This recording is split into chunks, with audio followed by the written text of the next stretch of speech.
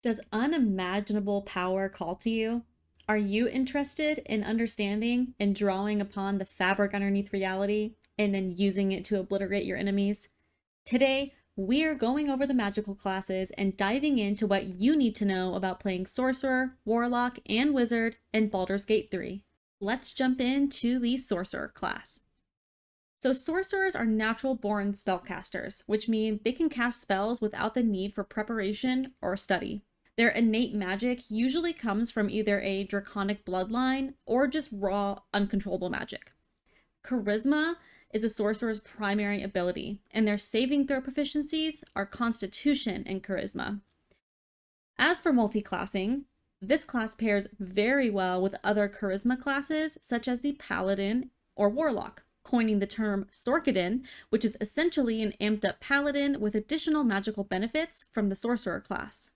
Now, a sorcerer will start out having 4 cantrips and 2 level 1 spells. So right off the bat, you have quite a few choices. Your spells and cantrips will slowly start racking up and your choices will become abundant. Some suggestions I have for sorcerer spells are Mage Armor and Witch Bolt. Sorcerers aren't super tanky and are typically meant to lay low, maybe be in the back of combat to support their party. However, they still easily take damage, and I personally like running straight into combat no matter what class or race I play.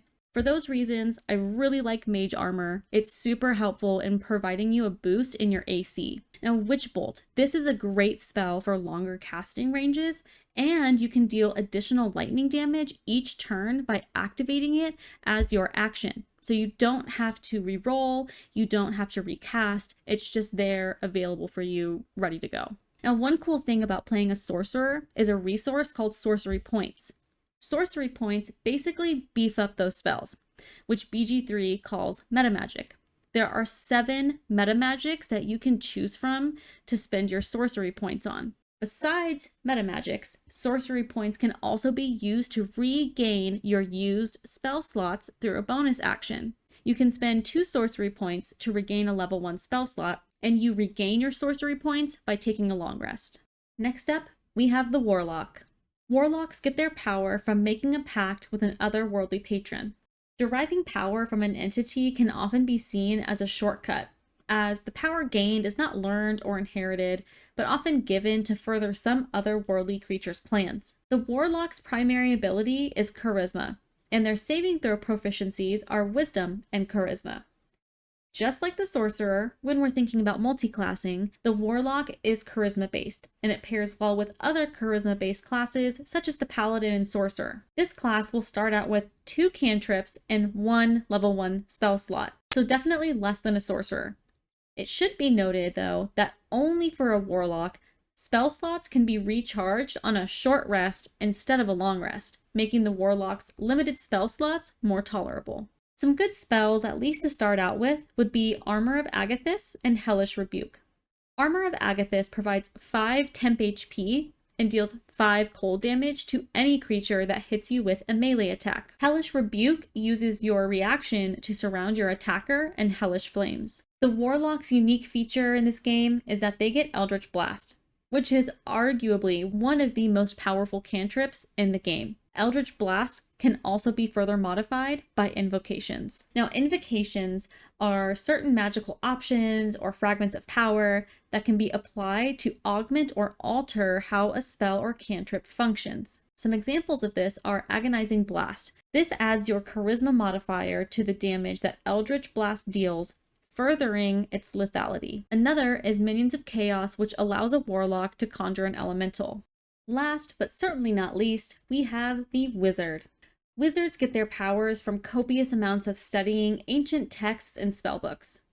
This class has extensive knowledge of arcane magic. A wizard's primary ability is intelligence, and their saving throw proficiencies are intelligence and wisdom.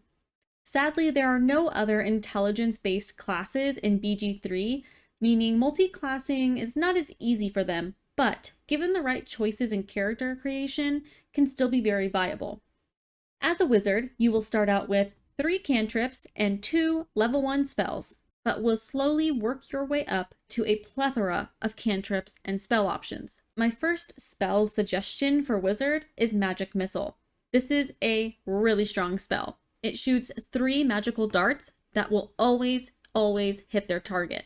Another strong spell for Wizard is Chromatic Orb. This spell is really cool because you can choose the type of damage you want to inflict. So it deals 3d8 thunder damage or 2d8 of the following: acid, cold, fire, lightning, or poison damage. A wizard's unique class feature is Arcane Recovery, which replenishes spell slots while out of combat. So this is a super nice option. You just have to remember to use this before you enter combat. Overall, I'm a sucker for anything magic related, which is why I am so drawn to these classes. I really like the variety of spellcasting abilities that you're offered when you play a magic-based character.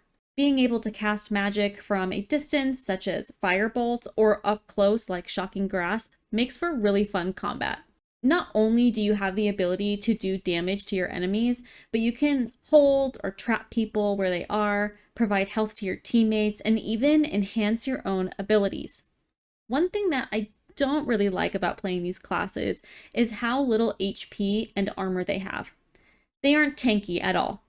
Now, you could try to buff them up by playing a different race, but playing these characters into just the few first scenes of this game was pretty rough, and I died a lot. To be fair, I do think that playing these characters to a higher level will provide more benefits and better spell options to help in this area. Choosing one of these 3 magic-focused classes, there are some considerations to be had prior to creating your character. Firstly, if you're thinking about being straight mage, or you would like to multi-class and possibly get some melee involved as well, then consider not only what primary stat is being used for the class, whether it be charisma or intelligence in these cases, but also what race. Some races in Baldur's Gate 3 allow for proficiencies in different weapons or armor. Perhaps you may want to play a Gith wizard, so you're not shoehorned into wearing only robes.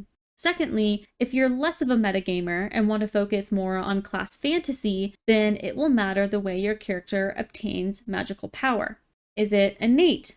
Is it a pact with some eldritch terror beyond comprehension, or perhaps a devil from the hells? Maybe you're looking for an older Hogwarts-type wizard, or maybe a mage that has studied all their life to unlock and learn all there is to know about the fundamentals of magic. Lastly, are there subclasses and how the mechanics for each class functions. Maybe you like the idea of selling your soul to a devil for power, but you want a bunch of spells to wreak havoc with. Keep in mind that each class and how they function is different, and it has a big impact on how the game is played in the long run. Luckily, Baldur's Gate 3 is not as strict as D&D, and more liberties can be taken to enjoy the game. In the end, it is up to you to make your badass character and go down your own path. Thanks so much for watching, and don't forget to like and subscribe for more multi-game content.